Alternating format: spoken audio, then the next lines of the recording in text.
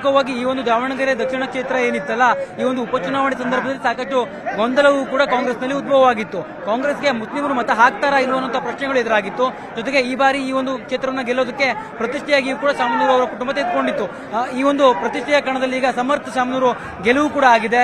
ಇನ್ನೇನು ಅಧಿಕೃತವಾಗಿ ಘೋಷಣೆಯೊಂದು ಬಾಕಿ ಇದೆ. ಜೊತೆಗೆ ಇವರ ಮನೆ ಮುಂದೆ ಅಭ್ಯರ್ಥಿ ಸಮರ್ಥ ಅವರ ಮನೆ ಮುಂಭಾಗದಲ್ಲಿ ಬಂದಿರತಕ್ಕಂಥ ಜನಸಾಗರವನ್ನು ನೀವು ನೋಡಬಹುದು. ಅಭಿಮಾನಿಗಳೆಲ್ಲರೂ ಕೂಡ ಸಮರ್ಥ ಅವರ ಗೆಲುವು ಖಚಿತ ಆಗ್ತಿದ್ದಂತೆ ಸಾಕಷ್ಟು ಸಂಖ್ಯೆಯಲ್ಲಿ ನೆರೆದಿದ್ದಾರೆ. ಅವರನ್ನ ಭೇಟಿ ಮಾಡೋದಕ್ಕೆ ಸಾಕಷ್ಟು ಕುತೂಹಲದಿಂದ ಇಲ್ಲಿ ಇರ್ತಕ್ಕಂಥ ಅಭಿಮಾನಿಗಳು ಕೂಡ ಬಂದಿರತಕ್ಕಂಥದ್ದು. ಜೊತೆಗೆ ಶಾಮನೂರು ಅವರ ಪರವಾಗಿ ಅವರ ಮಲ್ಲಿಕಾರ್ಜುನ ಅವರು ಇರ್ಬೋದು, ಪ್ರಭಾ ಮಲ್ಲಿಕಾರ್ಜುನ ಅವರು ಇರ್ಬೋದು, ಹಾಗೆ ಸಮರ್ಥ ಅವರ ಪರವಾಗಿ ಬೆಂಬಲಿಗರು ಘೋಷಣೆಯನ್ನು ಕೂಡ ಕೂಗ್ತಿರ್ತಕ್ಕಂಥ ಇಲ್ಲಿರ್ತಕ್ಕಂಥ ಅಭಿಮಾನಿಗಳನ್ನ ಮಾತನಾಡಿಸುವ ಪ್ರಯತ್ನ ಕೂಡ ಮಾಡ್ತಾ ಹೋಗ್ತೀನಿ. ಒಟ್ಟಾರೆಯಾಗಿ ಇವರ ಮನೆ ಮುಂಭಾಗದಲ್ಲಿ ಈಗಾಗಲೇ ಸಾಕಷ್ಟು ಸಂಖ್ಯೆಯಲ್ಲಿ ಜನಸಾಗರವೇ ಸೇರಿದೆ. ಎಲ್ಲ ಅಭಿಮಾನಿಗಳು ಕೂಡ ಅಭ್ಯರ್ಥಿ ಆಗಿದ್ದಂತ ಸಮರ್ಥ ಅವರನ್ನ ಗೆಲುವು ಖಚಿತ ಆಗ್ತಾ ಇದ್ದಂತೆ ಅವರನ್ನ ಭೇಟಿಯಾಗಿ ಬಂದಿರತಕ್ಕಂಥದ್ದು. ಇಲ್ಲಿರ್ತಕ್ಕಂಥ ಅಭಿಮಾನಿಗಳನ್ನು ಕೂಡ ಮಾತನಾಡಿಸುವ ಪ್ರಯತ್ನ ಮಾಡ್ತಾ ಹೋಗ್ತೀನಿ.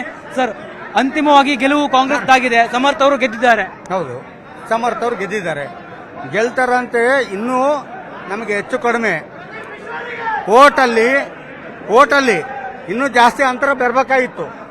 ಯಾಕೆ ಬಂದಿಲ್ಲ ಅಂತೇಳಿ ಯಾರು ನಾವು ಓಟ್ ಹಾಕ್ತೀವಿ ಇಲ್ಲಿ ಏನು ಕೂಗ್ತಾರಲ್ಲ, ಇವ್ರನ್ನ ಕೂಗ್ತಾರಲ್ಲ, ಅವ್ರು ಅರ್ಥ ಮಾಡ್ಕೋಬೇಕು. ಎಲ್ಲಿ ಹಿನ್ನಡೆ ಆಯ್ತು ಅಂತ. ಎಲ್ಲಿ ಹಿನ್ನಡೆ ಆಗಿದೆ? ಜಮೀರ್ ಅಹಮದ್ ಖಾನ್ ಬಂದು ನಮಗೆ ಕ್ಯಾನ್ವಾಸ್ ಮಾಡಲಿಲ್ಲ. ಕ್ಯಾನ್ವಾಸ್ ಮಾಡಿದ್ರೆ ಅಂತರ ಕಡಿಮೆ ಆಯ್ತು ಅಂತ ತಮ್ಮ ಅಭಿಪ್ರಾಯ. ಅಂತರ ಕಡಿಮೆ ಆಗಿದೆ. ತಡ್ರಿ ಗೌಡಿ, BJ ವಿನಯ್ ಕುಮಾರ್ ಅವರು ಅಲ್ಲ, ನಾನು ಹೇಳ್ತೀನಿ ಪ್ರತಿಯೊಂದು ಹೇಳ್ತೀನಿ, ಬೇಜಾರಬೇಡಿ.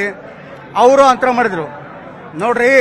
ನಮ್ಮ ಅಂತರ ಎಲ್ಲಿ ಕಡಿಮೆ ಆಗುತ್ತಂದ್ರೆ ನಮ್ಮ ಅಂತರದಲ್ಲಿ ಒಳ್ಳೇದಿದ್ದಾಗ ನಮ್ಮ ಅಂತರ ಕಮ್ಮಿ ಆಗುತ್ತೆ. ಸರ್, ನೀವ್ ಹೇಳಿ, ಇವತ್ತು ಗೆಲುವಾಗಿದೆ ಸಮರ್ಥ ಅವ್ರದ್ದು, ಈ ಗೆಲುವನ್ನ ಹೇಗೆ ಸಂಭ್ರಮಿಸ್ತೀರಿ? ಅವರ ಅಜ್ಜನವರಾದ ಶಾಮನೂರು ಶಿವಶಂಕರಪುರ ಅಖಿಲ ಭಾರತ ವೀರಶೈವ ಮಹಾಸಭಾದ ರಾಷ್ಟ್ರೀಯ ಅಧ್ಯಕ್ಷರಾದಂಥವ್ರು.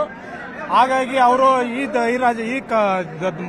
ಕರ್ನಾಟಕದ ಮಧ್ಯ ಭಾಗವಾದ ದಾವಣಗೆರೆಗೆ ಅವರ ಕೊಡುಗೆ ಅಪಾರವಾಗಿದ್ದು, ದಾನಶೂರ ಕರ್ನಾಟಕ ತರ ಅವರು ಕೆಲಸ ಮಾಡಿದ್ದಾರೆ. ಅವರು ಮಾಡದೇ ಇರೋ ಕೆಲಸಗಳಿಲ್ಲ, ಕೊಡದೇ ಇರೋ ವ್ಯಕ್ತಿಗಳು, ಇಸ್ಕೊಂಡೇ ಇರೋಂಥ ವ್ಯಕ್ತಿಗಳು ಕರ್ನಾಟಕ ದಾವಣಗೆರೆಯಲ್ಲಿ ಯಾರು ಇಲ್ಲ. ಹಾಗಾಗಿ ಅವರ ಮನಸ್ಸಿನಲ್ಲಿ ಇವರೇನೇ ಅಪಪ್ರಚಾರಗಳನ್ನು ಮಾಡಿದ್ರು ಕೂಡ ಜನಗಳು ಒಮ್ಮತದಿಂದ ಅವರಿಗೆ ಸಪೋರ್ಟ್ ಮಾಡಿ ಓಟ್ ಹಾಕಿದ್ದಾರೆ. ಯಾವುದೇ ಜಾತೀಯತೆಗಳು ಇಲ್ಲಿ ನಡೆದಿಲ್ಲ, ಕುತಂತ್ರಗಳು ಅವರು ಮನಸ್ಸಿನಲ್ಲಿ ಇಟ್ಕೊಂಡಿದ್ರು ಸಹ ಜನಗಳು ಅವ್ರ ಮಾತಿಗೆ ಒಪ್ಪದಲೇ ತನ್ನ ಮನಸ್ಸಿನಲ್ಲಿರೋದನ್ನ ಬಹಿರಂಗಪಡಿಸದಲೇ ಹಾಕಿದ್ದಾರೆ, ಓಟ ಗೆಲ್ಸಿದ್ದಾರೆ. ಇವತ್ತು ಎಲ್ಲಾ ಸಮಾಜದವ್ರನ್ನ ಒಗ್ಗಟ್ಟಾಗಿ ತಗೊಂಡೋಗುವಂತ ಸಮಾಜದಲ್ಲಿ ಇಂಥವ್ರನ್ನ ಅವಶ್ಯಕತೆ ಇರೋದ್ರಿಂದ ಇಂಥವ್ರು ಗೆಲ್ಲೇಬೇಕಾಗಿತ್ತು. ನಮ್ಮ ದಾವಣಗೆರೆಗೆ ಕರ್ನಾಟಕ ಸಮರ್ಥವಾದ ವ್ಯಕ್ತಿ ಸಮರ್ಥ ಆಗಿರೋದ್ರಿಂದ ಸಮರ್ಥಗೆ ಸಿಕ್ಕಿತ್ತು, ಸಮರ್ಥ ಗೆದ್ದಿದ್ದಾರೆ. ಇದರಲ್ಲಿ ಯಾವುದೇ ಅನುಮಾನ ಇಲ್ಲ. ಮುಸ್ಲಿಮರು ಓಟ್ ಹಾಕುದಿಲ್ಲ ಅಂತ ಕಾಂಗ್ರೆಸ್ಗೆ ಹೇಳ್ತಾ ಇದ್ರು, ಅಂದ್ರೆ ಮುಸ್ಲಿಂ ಸಮುದಾಯ ಬೇಸರಗೊಂಡಿತ್ತು. ಆದ್ರೆ ಕೊನೆಗೂ ಈಗ ಸಮರ್ಥ ಅವ್ರು ಗೆದ್ದಿದ್ದಾರೆ. ಆಮೇಲೆ ಸಮರ್ಥ ಅವರಿಗೆ ಓಟ್ ಹಾಕಲ್ಲ ಅಂತ ಹೇಳ್ತಿದ್ರು ಜನ, ಇಲ್ಲ ಅಂತಿಲ್ಲ. ಸ್ವಲ್ಪ ನೊಂದಿದ್ರು. ಯಾಕಪ್ಪ ನೊಂದಿತ್ತಂದ್ರೆ ಜಮೀರ್ ಅಹಮದ್ ಅವರಿಗೆ ಇವ್ರಿಗೂ ಸ್ವಲ್ಪ ವಾದ ಆಗಿತ್ತು, ಅಣ್ಣರಿಗೆ ಇವರಿಗೆ. ಆಮೇಲೆ ಅಣ್ಣ ಬಂದು ಇಲ್ಲಿ ಜಮೀರ್ ಅಹಮದ್ ಅಣ್ಣ ಬಂದು ಇಲ್ಲಿ ಮಾತಾಡಿ ಸ್ಟೇಟ್ಮೆಂಟ್ ಕೊಟ್ಟು ನನಗೂ ಅವ್ರಿಗೂ ಏನು ಸಂಬಂಧ ಇಲ್ಲ, ಏನು ಬೈದಿಲ್ಲ, ಏನಿಲ್ಲ, ನಮ್ಮ ಫ್ರೆಂಡ್ ಚಟ್ಟಿ ದೋಸಿದ್ದಂಗೆ, ಅದ್ರ ಬಗ್ಗೆ ಏನಿಲ್ಲ, ಎಲ್ಲರೂ ಒಂದೇ, ನಮ್ಮ ಮಲ್ಲಣ್ಣ ಇದಾರಲ್ಲ, ಯಾವುದೇ ಕಾರ್ಯಕ್ರಮ ಆಗಲಿ ಯಾರೇ ಇದು ಆಗಲಿ ಬಂದು ಕೆಲಸ ಮಾಡ್ತಾರೆ ಅಂತ ಗುಣವಕ್ತ ವ್ಯಕ್ತಿ, ಜಿಲ್ಲೆಯ ಮಂತ್ರಿ, ನಮ್ಮ ಹರಿಹರಕ್ಕೆ ತುಂಬಾ ಕೊಡುಗೆನೂ ಕೊಟ್ಟಿದ್ದಾರೆ. ಆಮೇಲೆ ನಾನು ಕಾರ್ಮಿಕರ ಅಧ್ಯಕ್ಷ ಇದ್ದೀನಿ ಹರಿಹರ ತಾಲೂಕಿಗೆ. ರಾತ್ರಿ ಹಗಲು ನಾನು ವೋಟಿಂಗಿಗೆ ಬಂದು ಎಲ್ಲ ಕೆಲಸ ಮಾಡಿದ್ದೀನಿ. ಜಮೀರ್ ಅಹಮದ್ಗೆ ಕರೆದು ನೀವು ಕರೀಲೇಬೇಕು ಸರ್. DK ಶಿವಕುಮಾರ್ ಹೇಳಿದೀನಿ, ಸುಜ್ರವಾಲ್ಗೆ ಹೇಳಿದೀನಿ, ಸಿದ್ದರಾಮಯ್ಯ ಸರ್ಗೆ ಹೇಳಿದೀನಿ, ಜಮೀರ್ ಅಹಮದ್ ಬರಬೇಕು, ಕ್ಯಾಂಪೇನ್ ಮಾಡಬೇಕು, ಇಲ್ಲ ಮೀಟಿಂಗ್ ಮಾಡ್ಬೇಕಂತ ಹೇಳಿದ್ದೆ. ನೀವು ಹೇಳಿದ್ರೆ ಅವ್ರು ಕರೆದ್ರು ಸರ್. ನಾನೇ ಜಮೀರ್ ಅಹಮದ್ಗೆ ಬರಕ್ಕೆ ಹೇಳಿದ್ದು. ಇದು ನಡೆದಿದೆ. ಹೇಳಿ, ಸಮರ್ಥ ಅವರು ಗೆಲುವಾಗಿದೆ. ಈ ಒಂದು ಕ್ಷೇತ್ರವನ್ನ ವಶಪಡಿಸಿಕೊಳ್ಬೇಕು ಅನ್ನೋ ನಿಟ್ಟಿನಲ್ಲಿ ಬಿಜೆಪಿ ಸಾಕಷ್ಟು ಪ್ರಯತ್ನ ಪಟ್ಟಿದ್ದಾರೆ. ಪ್ರಯತ್ನ ವಿಫಲ ಆಗಿದೆ. ಹೌದೌದು, ಪ್ರಯತ್ನ ವಿಫಲ ಆಗಿದೆ.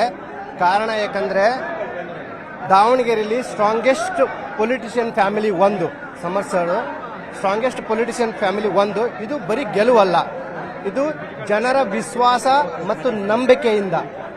ಇದು ಬರೀ ಗೆಲುವಲ್ಲ, ಸಮರ್ಥ ಸರ್ ಜನರ ವಿಶ್ವಾಸ ಮತ್ತು ನಂಬಿಕೆಯಿಂದ ಅವ್ರಿಗೆ ಗೆಲುವಾಗಿದೆ. ಒಂದು, ಅವರ ತಂದೆ ಕಾಲದಲ್ಲಿ ಅಭಿವೃದ್ಧಿ ಮಾಡಿರೋದು ನೀರಾವರಿ ಆಗಿರ್ಬೋದು, ಆಮೇಲೆ ರೋಡ್ ಆಗಿರ್ಬೋದು, ಆಮೇಲೆ ಗ್ಲಾಸ್ ಹೌಸ್ ಇಂದ ಆಗಿರ್ಬೋದು, ದಾವಣಗೆರೆ ಸ್ಮಾರ್ಟ್ ಸಿಟಿ ಆಗಿರ್ಬೋದು, ಇದೆಲ್ಲ ಎಸ್ ಮಲ್ಲಿಕಾರ್ಜುನ್ ಸರ್ ತಗೊಂಡ್ ಬಂದಿರೋದು. ಸೊ ಹೀಗಾಗಿ ಅದೇ ಒಂದು ಲೈನ್ ಅಲ್ಲಿ ಮಗನು ಕೂಡ ಹೋಗ್ತಾರೆ, ದಾವಣಗೆರೆ ಅಭಿವೃದ್ಧಿ ಮಾಡ್ತಾರೆ ಅಂತ. ಸಮರ್ಥ್ ಅವರ ಫಿಸಿಕಲ್ ಟ್ರೈನರ್ ಅಂತ ಕೇಳ್ಪಟ್ಟೆ ತಾವು. ಅವ್ರ ಶಿಸ್ತು ಯಾವ ರೀತಿ ಇದೆ ಅಂತ? ಸರ್ ಅವ್ರು ಯಾವ ತರ ಅಂತಂದ್ರೆ ಆಫ್ಟರ್ ಟ್ರೈನಿಂಗ್ ಅವರು 15-20 ಮಿನಿಟ್ಸ್ ಬೈ ವಾಕ್ ನಡ್ಕೊಂಡು ಹೋಗ್ತಿದ್ರು ಅವರು. ಬೈ ವಾಕ್ ನಾನು ಆರೆಂಜ್ ಫಿಟ್ನೆಸ್ ಅಲ್ಲಿ ಇದ್ದಾಗ ಸೊ ಅವರಲ್ಲಿ ವರ್ಕೌಟಿಗೆ ಬರ್ತಿದ್ರು. ನಾನು ಹೇಳ್ತಿದ್ದೆ ಸರ್ ನಿಮ್ ಕಾರ್ ಇದೆಯಲ್ಲ, ಕಾರಲ್ಲಿ ಹೋಗ್ಬೋದಿತ್ತಲ್ಲ. ಇಲ್ಲ, ಬೈ ವಾಕ್ ಅವರು 15-20 minutes, half an hour by walk ಅಲ್ಲಿಂದ ಒಂದು 5 ಕಿಲೋಮೀಟರ್ ನಡ್ಕೊಂಡು ಬರ್ತಿದ್ರು. ಯಾಕೆಂದ್ರೆ ರಾಜಕೀಯದಲ್ಲೂ ಕೂಡ ಶಿಸ್ತು ಇಂಪಾರ್ಟೆಂಟ್ ಆಗಿರುತ್ತೆ. ಅಷ್ಟು ಫಿಟ್ ಇದ್ರು. ಸೊ ಅವರು ಫಿಟ್ ಇದ್ದಾರೆ, ಇಂಟೆಲಿಜೆಂಟ್ ಇದ್ದಾರೆ, ಮೇಲಾಗಿ ಫಾರಿನ್ ಅಲ್ಲಿ ಓದ್ ಬಂದಿದ್ದಾರೆ. ಸೊ ಅವರಿಗೆ ಅಡ್ವಾನ್ಸ್ಡ್ ಟೆಕ್ನಾಲಜಿ ಗೊತ್ತಿರುತ್ತೆ. ಸೊ ದಾವಣಗೆರೆ ಅಭಿವೃದ್ಧಿ ಬಗ್ಗೆ ಮಾತೇ ಇಲ್ಲ. ಸೊ ತಂದೆಯ ಲೈನ್ ನಲ್ಲಿ, ತಂದೆಯ ದಾರಿಯಲ್ಲಿ ಅವರು ಬಂದು ದಾವಣಗೆರೆ ಅಭಿವೃದ್ಧಿ ಆಗ್ಲಿ, ಯೂತ್ಗೆ ಉದ್ಯೋಗ ಆಗ್ಲಿ, ಮತ್ತೆ ಆಶ್ರಯ ಮನೆಗಳಿಗಾಗ್ಲಿ ಎಲ್ಲ ಅವ್ರು ಮಾಡ್ಕೊಡ್ತಾರಂತ ಎಲ್ಲ ನಂಬಿಕೆ ಇದೆ. ಜನರ ವಿಶ್ವಾಸದಿಂದ ಗೆದ್ದಿದ್ದಾರೆ. ಇದಿಷ್ಟು ಇಲ್ಲಿರ್ತಕ್ಕಂಥ ಅಭಿಮಾನಿಗಳು ಹೇಳ್ತಾ ಇರ್ತಕ್ಕಂಥ. ನಿರ್ಭೀತ, ನಿಷ್ಪಕ್ಷಪಾತ, ವಿಶ್ವಾಸಾರ್ಹ ಸುದ್ದಿಗಳಿಗೆ ಮತ್ತೊಂದು ಹೆಸರಾಗಿರುವ ನ್ಯೂಸ್ 18 ಕನ್ನಡ ಈಗ ಆಪ್ನಲ್ಲೂ ಲಭ್ಯವಿದೆ.